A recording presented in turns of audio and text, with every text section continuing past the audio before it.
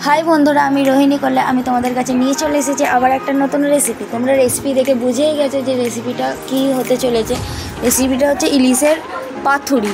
बर्षाकाले इलिश ना खेले हय आर তোমাদের সাথে আমি পাথুরিটা যে বানালাম সেটা আমি না শেয়ার করে কি করে থাকতে পারি বলো। তাই তোমাদের সাথে আমি একটা সুন্দর রেসিপি শেয়ার করলাম, চলো তোমরা রেসিপিটা দেখতে থাকো। এটা যেহেতু আমি প্রথমবার করছি তাই বেশি মাছ নিয়ে ট্রাই করিনি, প্রথমে 3 পিস মাছ নিয়ে ট্রাই। চলো তোমাদেরকে এবার আমি একের পর এক দেখাতে থাকি কি কি আমি দিয়েছি, তো তোমরা কেউ স্কিপ করো। প্রথমেই আমি এতে দিয়ে দিয়েছিলাম 2 চামচ কালো সরষে এবং 1 চামচ সাদা সরষে। তারপরে আমি এতে দিয়ে দিয়েছিলাম 1 চামচ পোস্ত। তোমরা যেরকম পরিমাণ বুঝবে সেরকম অনুযায়ী পোস্তটা দেবে। পোস্তটা দেওয়ার পর এতে আমি ছোটো গ্লাসের 1 গ্লাস জল অ্যাড করে 15 মিনিটের জন্য ভিজাতে দিয়েছিলাম, যাতে পরে সিল বা মিক্সিতে যখন বাটা হবে জিনিসটাকে খুব ইজিলি বাটা যায়। আর এটা সিলে যতটা বাটবে ততটাই ভালো টেস্ট পাওয়া যাবে মিক্সির থেকে। তারপর আমি এই মাছের ওপর 1/2 চামচ হলুদ গুঁড়ো, 1/2 চামচ নুন এবং 1 চামচের মতো তেল দিয়ে মাছটাকে ভালো করে মাখিয়ে নিচ্ছিলাম। আর মনে রাখবে মাছটাকে ভালো করে না মাখালে, যদি নুন আর হলুদটা মাছের মধ্যে না ঢোকে তাহলে কিন্তু মাছটায় টেস্ট আসবে না।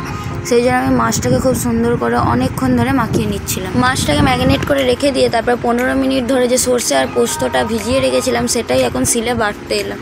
সর্ষে আর পোস্তটাকে জল ঝরিয়ে সিলের ওপর তুলে নিলাম। তুলে নেওয়ার পর এর ওপর 4টে লঙ্কা দিয়ে নিলাম। 4টে লঙ্কা দেওয়ার পরে বাটতে শুরু করলাম। এগুলোকে পুরো মিহি করে বাটতে হবে, যত ভালো করে বাটবে ততই কিন্তু ভালো টেস্ট আসবে। আর হ্যাঁ, পোস্তটা সর্ষেটা যখন বাটবে তখন অল্প করে একটু নুন দিয়ে যাবে, যাতে সর্ষেটা পরে তেতো না আর লাগে। তারপর এই সর্ষে পোস্ত বাটাটার ওপর জল ঝরানো টক দই 4 চামচ দিয়ে দেবো। কালার হওয়ার জন্য 1/2 চামচ হলুদ গুঁড়ো আর টেস্টটাকে ব্যালেন্স করার জন্য অল্প চিনি আর পরিমাণ মতো নুন দিয়ে দিয়েছি এবং এর ওপর তেল ঢেলে নিলাম। তারপরে এটাকে মিক্সিং করতে শুরু করলাম। মিক্সিং করার পর এরকম কালারটা আসবে। তারপর ওভেনটা জ্বালিয়ে ওভেনের ওপর ফ্রাইং প্যানটা বসিয়ে দিলাম। এই ফ্রাইং প্যানটা বসিয়েছি কারণ যে কলা পাতাটা দিয়ে পাতুরিটা ভাঁজ করবো সেই কলা পাতাগুলোকে একটু সেঁকে নিচ্ছিলাম। কলা পাতাগুলোকে সেঁকে নেওয়ার ফলে কলা পাতার মধ্যে থাকা রসটা মারা যাবে এবং কলা পাতাগুলোকে খুব সহজেই ভাঁজ করা যাবে। সেঁকে রাখা কলা পাতার উপর দিয়ে দিয়েছিলাম 1 চামচ সর্ষে পোস্ত বাটা। সর্ষে পোস্ত বাটার উপর দিয়ে দিয়েছিলাম একটা ইলিশ মাছ যেটা আগে থেকে ম্যারিনেট করে রাখা ছিল। তার উপর আরও 1 চামচ সর্ষে পোস্ত বাটা দিয়ে সেটাকে ভালো করে মাখিয়ে নিচ্ছিলাম। মাখানোর পর তার উপর দিয়ে দিয়েছিলাম একটা কাঁচা লঙ্কা এবং অল্প করে তেল।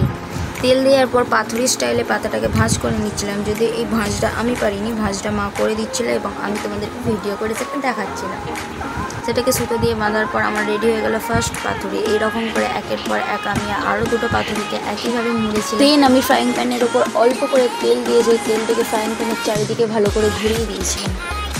3টে যে পাতুরি রেডি করে রেখেছিলাম সেটাকে একের পর এক আমি ফ্রাইং প্যানে দিয়ে দিয়েছিলাম। প্রথমটা দিতে আমার একটু ভয় পেয়েছিল, সেটা করে আশা করি তোমরা বুঝতেই পেরেছো। তারপরে যখন 2টো দিতে শুরু করলাম তখন আর আমার অত ভয় পায়নি। ফ্রাইং প্যানটাতে 3টে পাতুরি দেওয়ার পর তারপরে আমি এটাকে চাপা দিয়ে দিয়েছিলাম। এটা আমার তৈরি করতে 15 মিনিট টাইম লেগেছে। সবসময়ের জন্য চাপাটা দিইনি, চাপাটা মাঝে মধ্যে খুলে এক পিঠ হয়ে গেলে আর এক পিঠটা উল্টে দিচ্ছি। ঠিক এরকম করে তোমরা এরকম করে উল্টে দেবে, না হলে এটা পুড়ে যাবে।